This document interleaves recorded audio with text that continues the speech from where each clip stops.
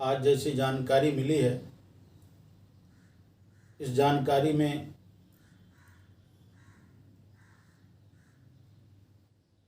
महाराष्ट्र में शिवसेना समर्थक सरकार है और उस सरकार के मुखिया जिन्होंने हिंदुत्व का झंडा उठाया हुआ और हिंदुओं के पक्ष में जिन्होंने हमेशा काम किया, उसी धरती में संत एकनाथ जी महाराज, संत तुकाराम जी महाराज बहुत अच्छे अच्छे महापुरुष धरती पर हुए हैं और उस धरती को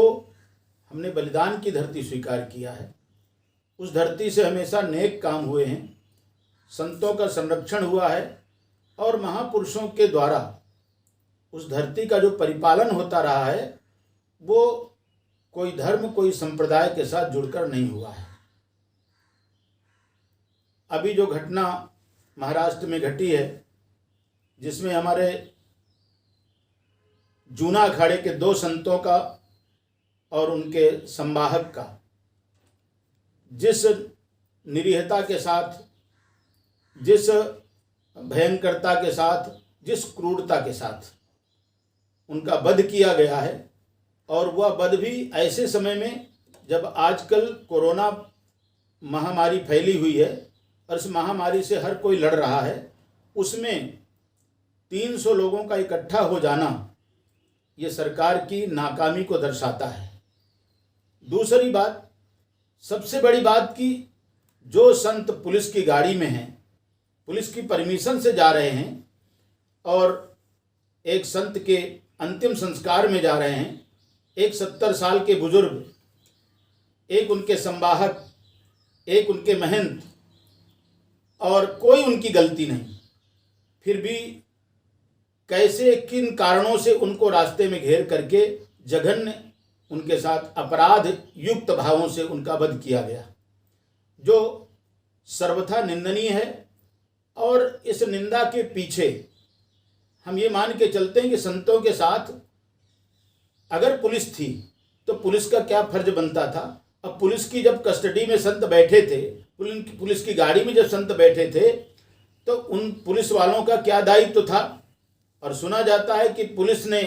स्वयं ही उनको गाड़ी से उतार करके और जो हत्या करने लोग आए थे उनके सामने ढकेल दिया उनको। संत उनसे चाह रहे थे, पुलिस वालों का बार बार हाथ पकड़ रहे थे ताकि वो हमारी सुरक्षा करें,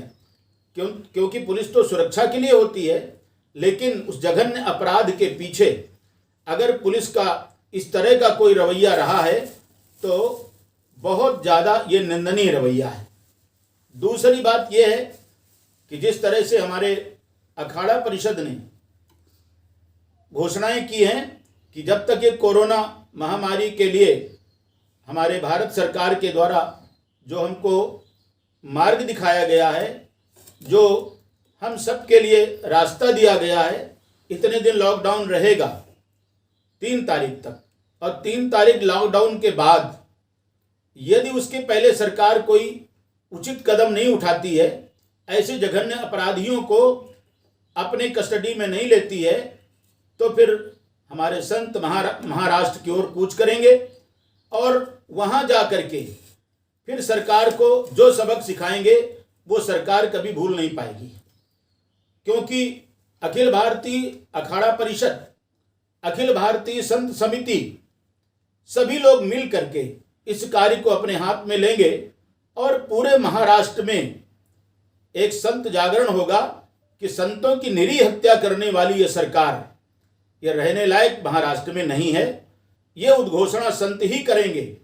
और इनके पांव उखड़ते देर नहीं लगेगी, क्योंकि जो जघन्य अपराध किया गया है वो जघन्य अपराध किसी के द्वारा भी क्षम्य नहीं है। संतों ने क्या बिगाड़ा था, और फिर वह भी 70 वर्षीय संत। कौन सी ऐसी गलत हवाएं फैलाई जा रही हैं, किसके खिलाफ, ये सब देखना पड़ेगा। अगर सरकारों में ये क्षमता नहीं है कि आखिर ये इस तरह की संभावनाएं क्यों बनती हैं, लॉकडाउन के समय में ये कई सौ लोग इकट्ठे क्यों हो जाते हैं, कैसे हो जाते हैं, बिना योजना के कार्य नहीं हो सकते हैं। इसलिए इस योजना के लिए हमारी जो भारत सरकार की CID है, भारत सरकार के अधिकारी हैं, भारत सरकार की बहुत सारी एजेंसियां हैं जो काम कर रही हैं, उनको क्या पता नहीं लगता कि आज लॉकडाउन के समय में भी ये लोग कहाँ से इकट्ठे हो जाते हैं, क्यों इकट्ठे हो रहे हैं, कौन ऐसी अफवाहें फैला रहा है। और ये अफवाहें अगर इसी तरह की फैलती रहीं तो कोई भी किसी के खिलाफ कोई भी अफवाह फैला करके कहीं भी कोई इस तरह का जघन्य तांडव संभव है। इसलिए देश को सुरक्षित रखने के लिए हम सब समाज को मिलकर चलाने के लिए सबकी जिम्मेदारी बनती है। सरकारें इसीलिए बनती हैं, इसलिए नहीं बनती कि जहां पर जिसकी सरकार हो मनमानी करे या करावे।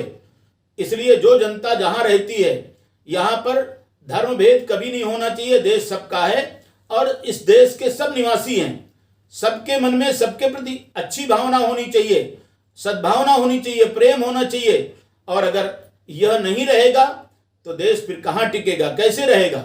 आज हर समाज एक दूसरे को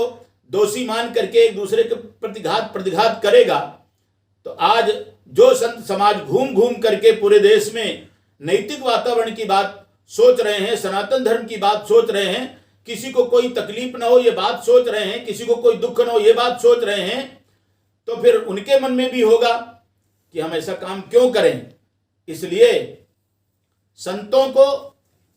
सम्मान दीजिए, संतों को प्यार दीजिए, अच्छे लोगों का आदर करना सीखिए। और ये बातें जब हमारे साथ जुड़ेंगी तो हमारा भारत इस कोरोना से भी जीतेगा